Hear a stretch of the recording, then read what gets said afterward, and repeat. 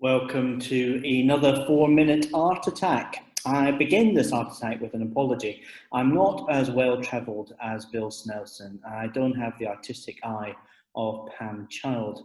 So you find me reverting back to what I do know, which is my homeland. So we're going back north of the border. So that's my apology.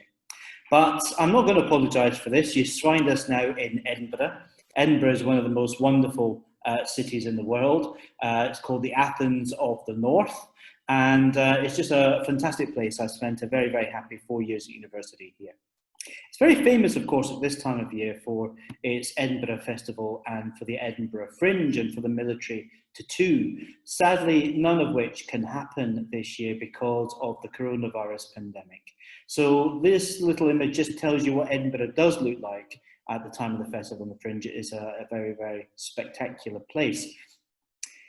I don't want to talk about that today. What I do want to talk to you about is this little chap. I hope most of you will recognise who this is right from the off. This, of course, is Bobby. This is Greyfriars Bobby. Now, Bobby was a Skye Terrier, not a cairn terrier. He was a Skye Terrier. And he lived from 1855 until 1872.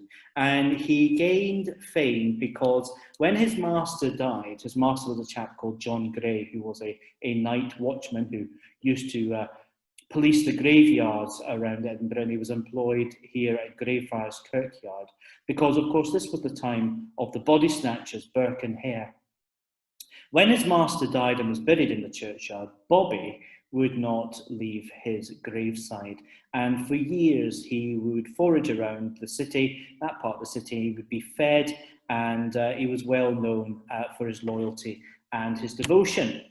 I used to go past Greyfriars Bobby regularly, this little statue, regularly on my journey to and from university. And it became custom, it's custom in Edinburgh, to give him a little pat, just to, wish him well and give him some love. But people seem to now be touching his nose. I don't quite know why. And I saw this image, and that was fine. His nose is a little bit shiny. But then I found this image. And actually, people are doing a lot of damage to poor little Bobby. He doesn't look the way that he did originally. And some wag has decided that he'll take the law into himself and is giving Bobby a little face mask. That's to do with the coronavirus, obviously. But I wanted just to talk to you today about Bobby and about this whole idea of loyalty and devotion, which brings me back to the disciples. We know that they failed quite regularly in their knowledge and fellowship of Jesus. When he wanted them and needed them the most, quite regularly they weren't there. When he was arrested, they weren't there. In the garden, they fell asleep when he was praying. They ran away when he was arrested.